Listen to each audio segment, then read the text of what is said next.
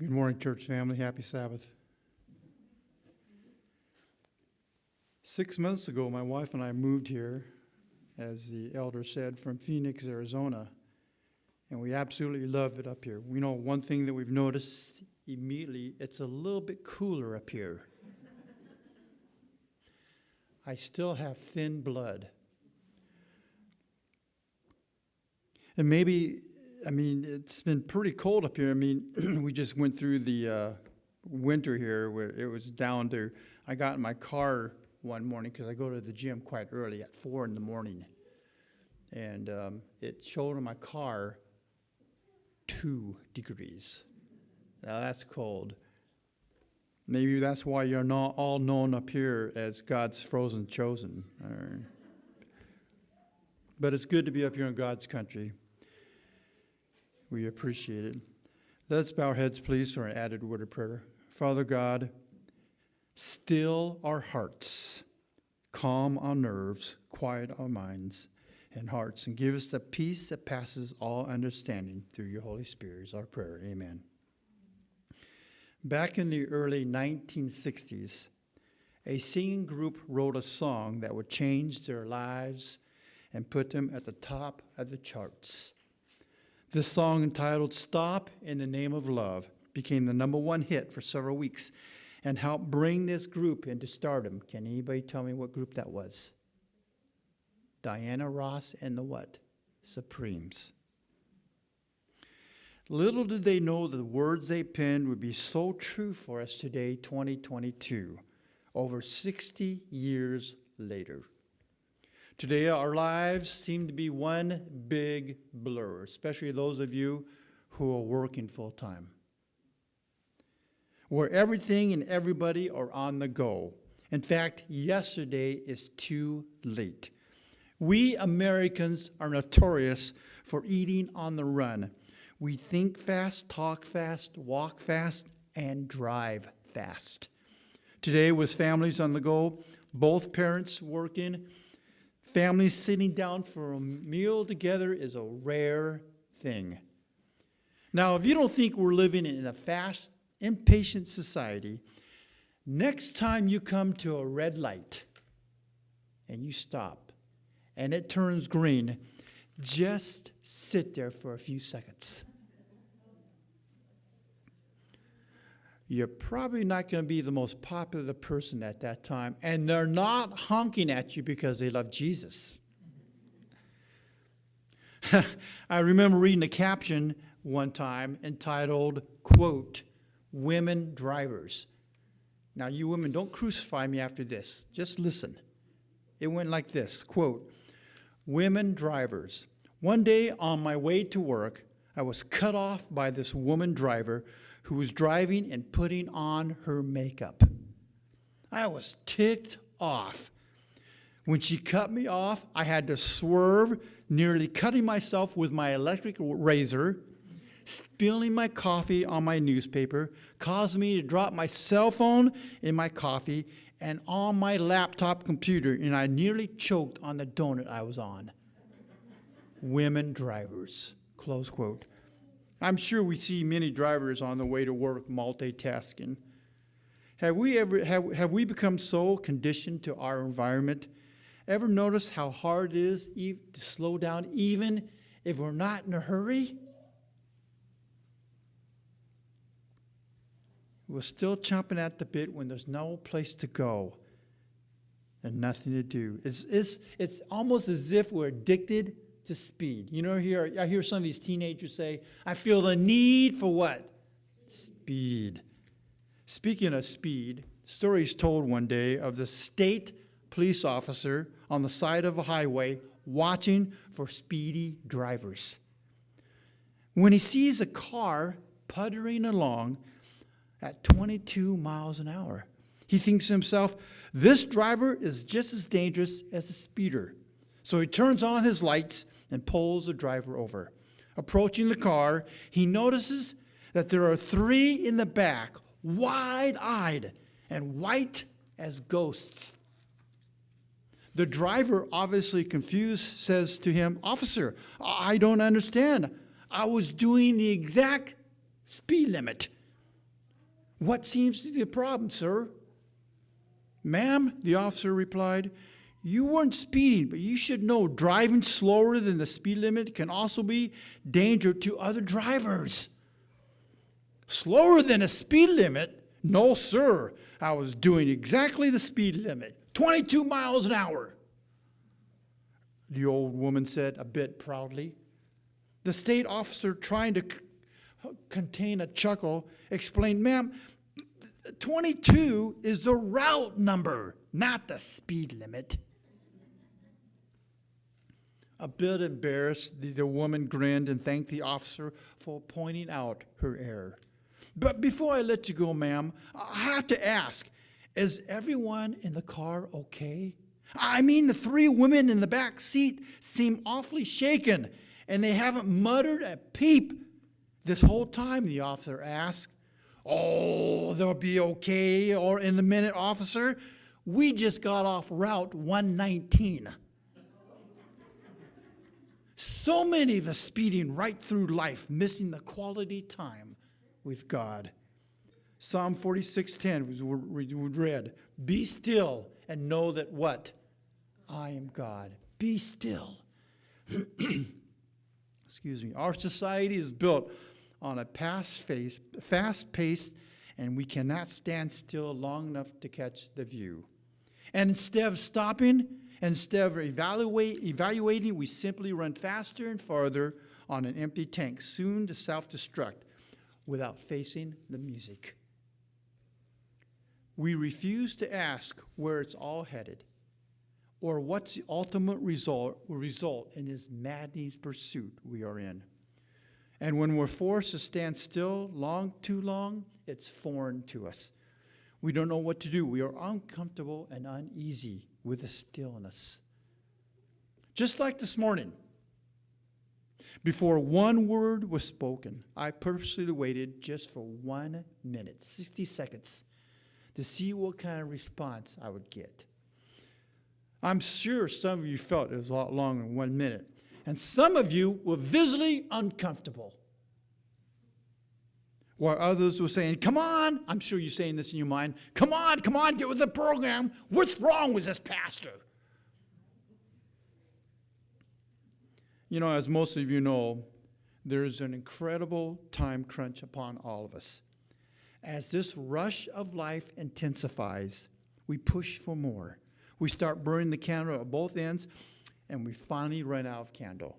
Have you ever met an adult who would admit they're not busy? I mean, if you're busy, you must be important. The busier one is, they must be really important. I'm sure some of you think, well, that's the case.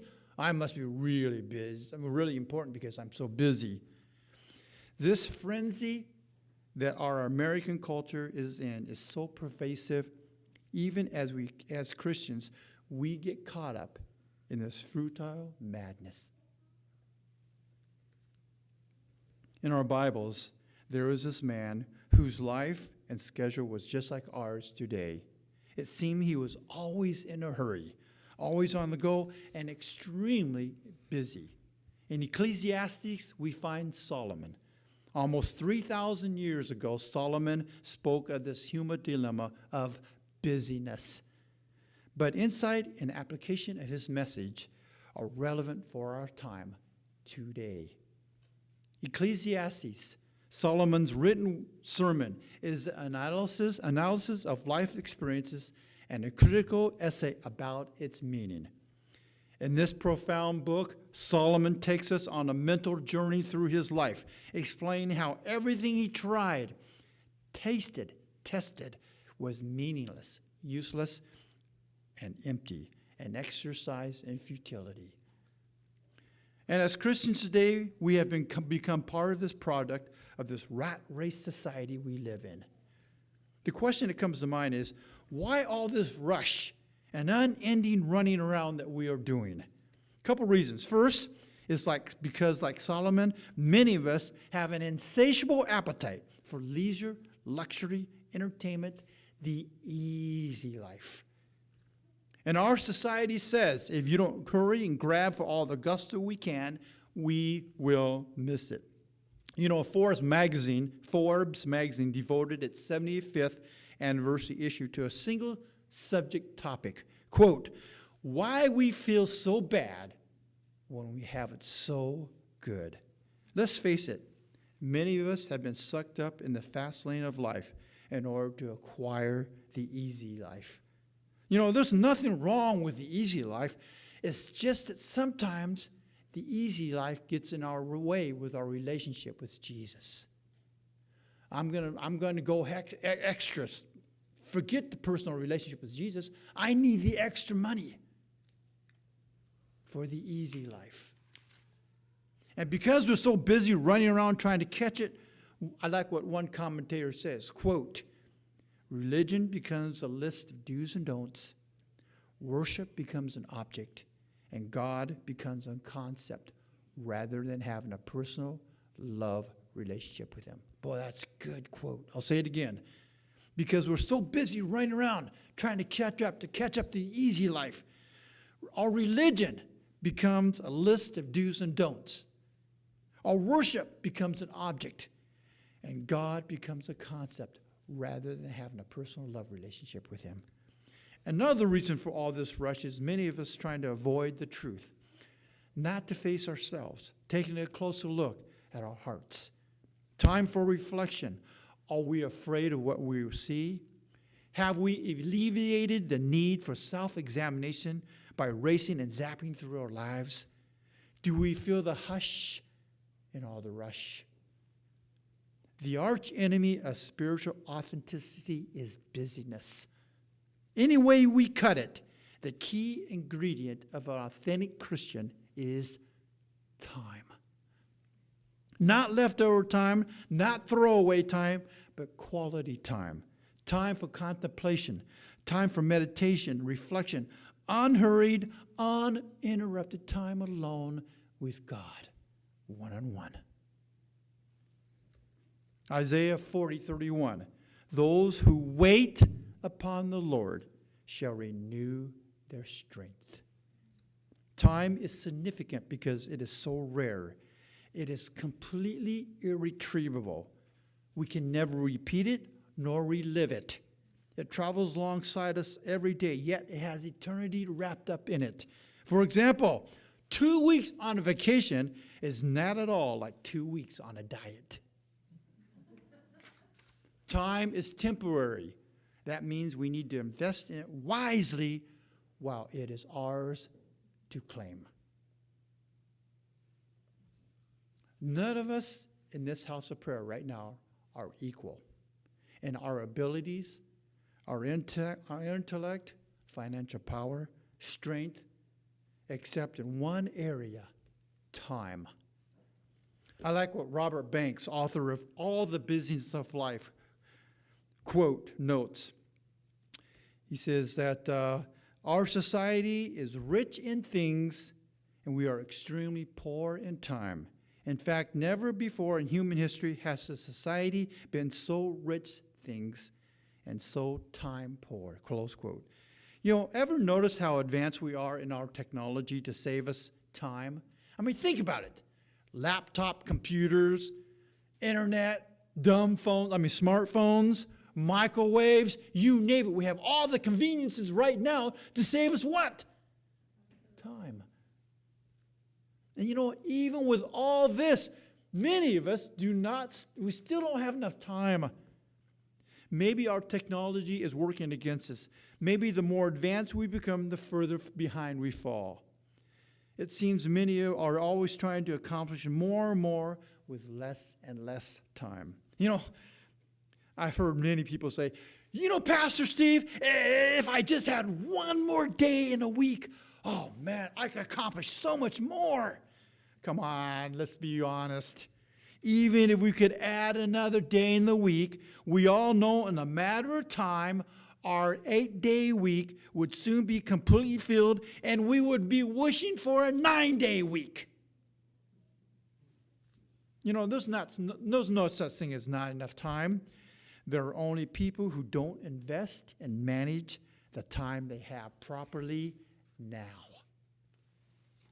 Let me ask you something. is someone who loves you dearly. Maybe one of your relatives, or maybe one of your parents, or an aunt or uncle who you know they just love you with all their heart. One day calls you on your phone. And you go, hey, because you love this relative, and they love you.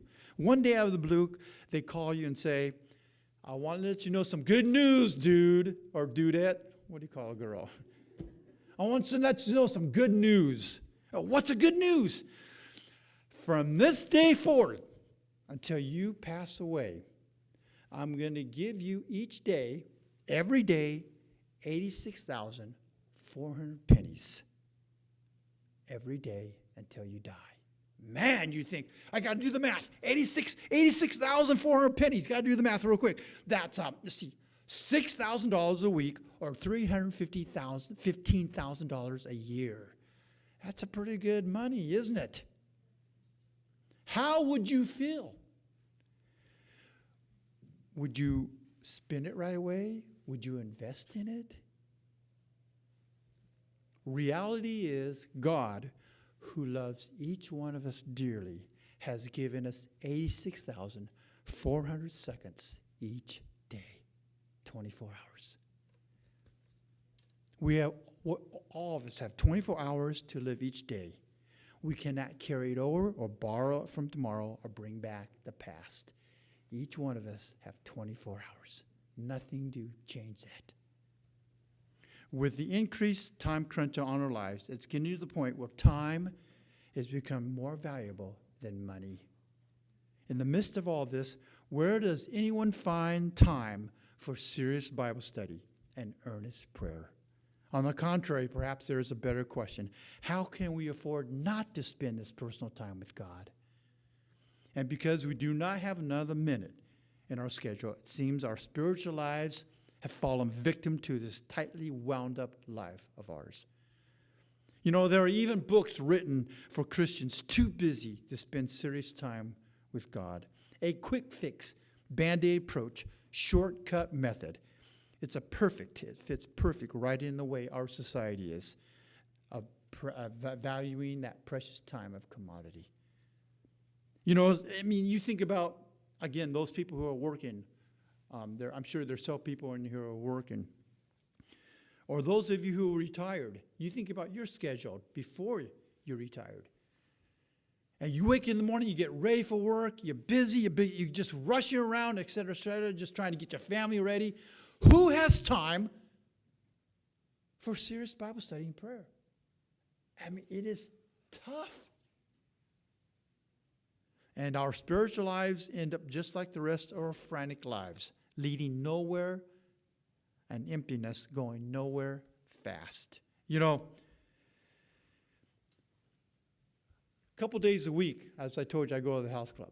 That's one of I've become what they call a gym rat, because I'm at the gym a lot now. I guess it's just my hobby, I guess.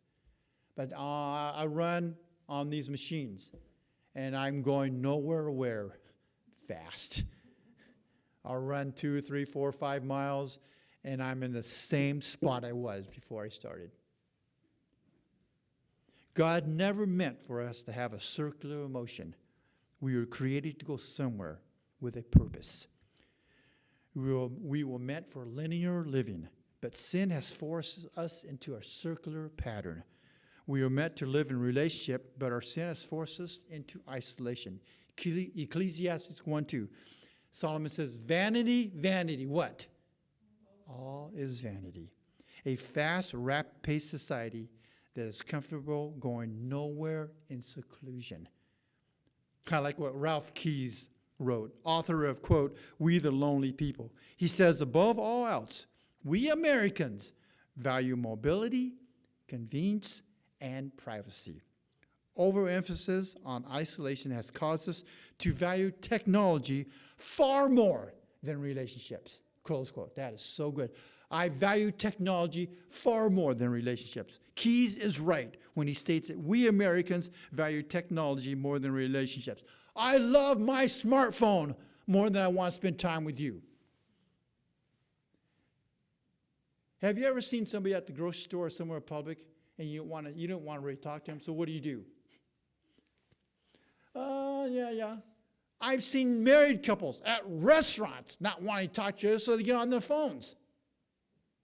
Anything to avoid relationship.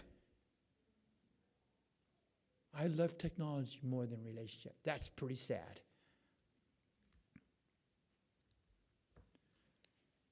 Recently, there was a study about people and their cell phones. The findings show that today many people cannot live without their cell phones. In this study, they discovered that many folks are addicted to their cell phones, and when asked to leave their cell phones just for a few moments, many of these people become very anxious, demonstrating symptoms of separation anxiety from this. Now, some of you are thinking, oh, come on, Pastor Steve. No way. I'm not addicted to this. Okay. Why don't you leave your cell phone for the next 24 hours and see what happens? Will you show symptoms of separation anxiety? Yeah. I got one honest person. Everyone else is going, nope.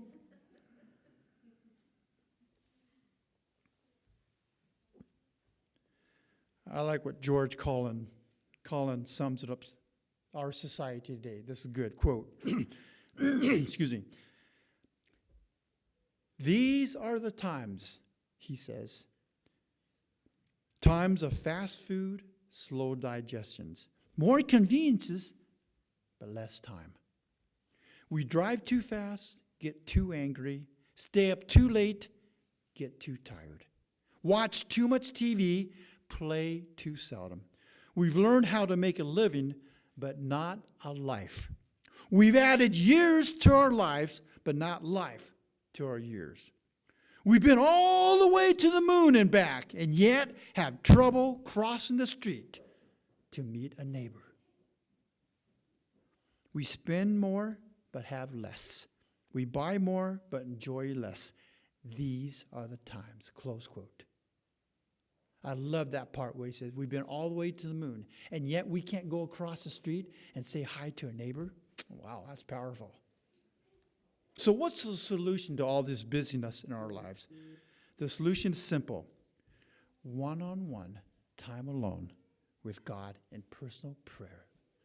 It's as simple as that, folks.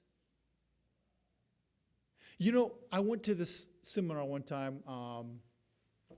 It was, how many of you ever heard the Crystal Cathedral in Southern California? It holds like maybe 3,000 to 4,000 people. I mean, Robert Schuller built it, whatever. Well, they had this weekend seminar for all pastors across the United States. I mean, the place was packed. You had to pay like $300 for the seminar. Well, the conference paid for it, because anyway. So I went to it. Several pastors and friends of mine, we went to it.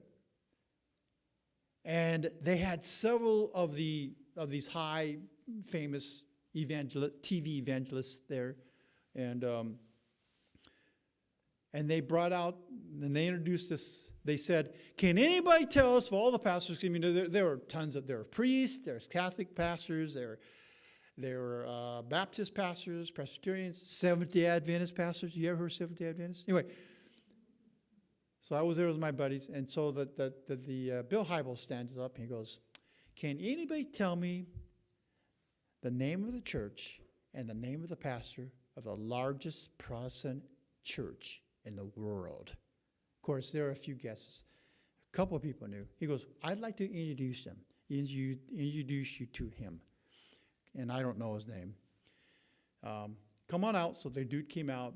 He says, while he was walking forward, he said, "This is the senior pastor of the largest Protestant church in the world. His membership is 150,000 members. And he had a pastoral staff that was larger than some churches." So this pastor stands up and he says, "I was busy before I became the senior pastor." He goes, "Before I became senior pastor, I would pray 1 hour a day. And so when I became senior pastor, that just went way down." And he said, I couldn't handle it. So you know what he did? Which just fooled us all as pastors. He said, "I just got further and further behind. So my prayer life and my study time sacrificed." And he says, pretty soon it got to the point I was just spending a couple seconds in prayer. but I would still fall. So you know what he did? He says, I decided that I was going to double my time. So I spent 2 hours in prayer and Bible study. He said, you're not going to believe it. I found more time. The solution is simple, folks. Spending personal time one-on-one with God on our knees and in the Bible. Find you a little chapel in your apartment. Find you a little chapel in your house or wherever you live. It doesn't have to be fancy. That's your little corner. Meet God there. When was the last time that you had that quiet time alone? I know there are several in this house of prayer that have that daily time with God. Praise God for that. But there are some who are not. And when was the last time you had that quiet time alone with God? No radio, no TV, no cell phones, no internet, computers, family, no pets, whatever. Just you and God. Time, totally solitude, a quiet place. Time alone with God is a cure for all this busyness, sickness that we are in. All the cares of the world crowding out our relationship with God. Let us not confuse busyness with growth. Are we growing or are we just too busy? In a recent article that came out called Christians Worldwide Too Busy for God, author Audrey Bodrick wrote, quote, Christians worldwide are simply becoming too busy for God. A newly released 5-year study revealed. And data collected from over 20,000 Christians with ages ranging from 15 to 88 across 139 countries. That's a lot of, that's an in-depth study. The findings indicate the busyness of life gets in the way of developing a stronger relationship with God, close quote. Busyness is one of Satan's most effective tools to keep us from building a stronger relationship with the Lord. I remember talking to this one church member in Arizona after I gave this sermon. And he said, you know, Pastor Steve, I remember when you gave that sermon several months ago. So I tried my best to try to spend time by myself. He said, it was hard. I'd stay up watching TV too late. And oh, man, in the morning I couldn't get up. Or I'd be tired and I want to get up, but I could not get up, whatever. You know how it goes. And he said, finally, one day, I actually got up early enough to spend time with God. He goes, and so I went to the little room. I got, my kids were asleep, and my wife was asleep. And I crept out, and I found a little space, my little chapel. And it was quiet, and it was great. But he said, it was foreign to me. I didn't know what to do. It's too quiet. I got to turn on the radio. I got to do something. I couldn't handle the quietness. He said it took time. It took time. You know, I want to let you know something, folks. Having a hectic lifestyle like ours is not a sin. Trust me. I'm not here to beat you to death because of your hectic. If that was the case, we'd all be dead. Having a hectic lifestyle is not a sin. And given our current situation, it's going to get worse before it gets better.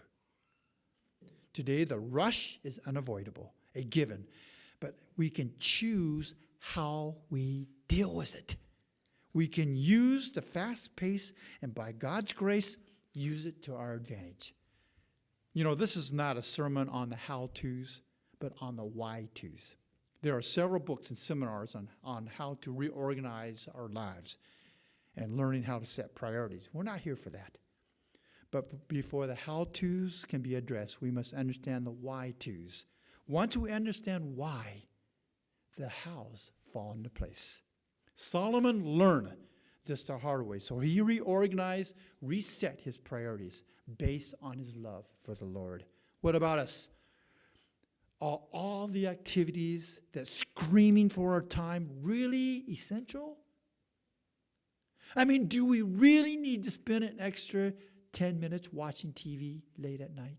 I mean, do we really need to spend extra 15 minutes on our cell phone when we could go to bed maybe a little bit early, although we can get up earlier? Or maybe you're a night person. Maybe you like to spend that quiet time with God at night before you go to bed. Well, I just happen to be a morning person. You know, I'm not a night person. Don't call me after 9 p.m. because what? I'm gone. And if you do, I'll probably be talking in my sleep to you. I'm just hardwired that way, folks. But I get up early, man. I cannot sleep in. Even on our vacation days, I want to sleep in. I wake up at 3:34. Nuts. I can't go back to sleep. I want to sleep in. There's nothing wrong with that, folks. Do we understand that the hectic lifestyle, it's unavoidable. It's how we handle it. And Solomon learned this. All the activities that scream for a time really essential. Are we missing the burning bush in order to catch the message from God? In Matthew 16:26, it says, "What shall profit a man if he gains the whole world, but what? Loses his soul."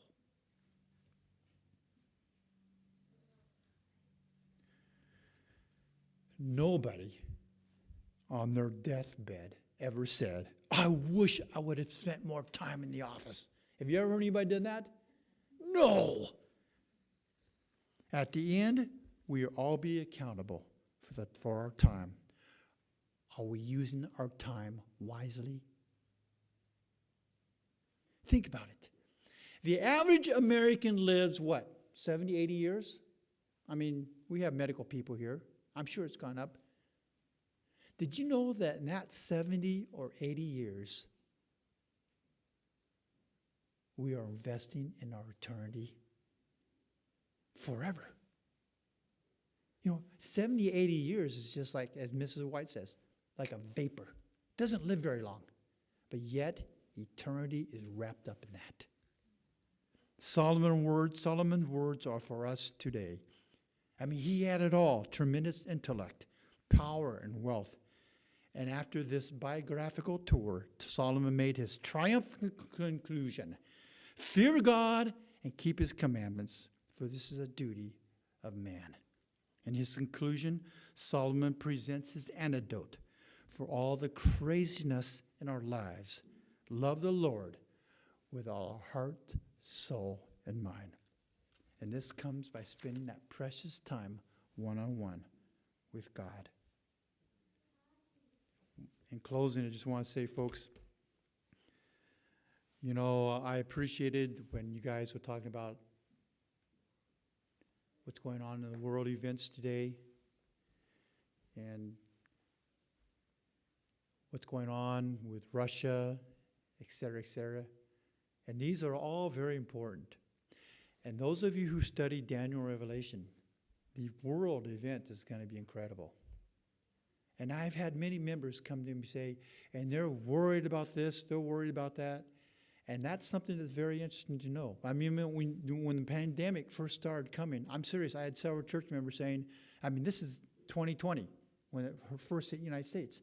They'd come in, "Pastor Steve, this is the end days, this pandemic, this is the end days." Back in the 70s when I was a youth pastor, I've had people come in and say, "The luminaries are taking on the world. This is the end days." Come on. We cannot watch the charts. We can study eschatology till we're blue in the face. It's not going to do any good. It's that personal relationship with Jesus, folks. Do we understand that? It's going to get us through. And that comes by spending time alone with God, one-on-one, on our knees, and in his word. As simple as that. We know his word. We know the one who's coming.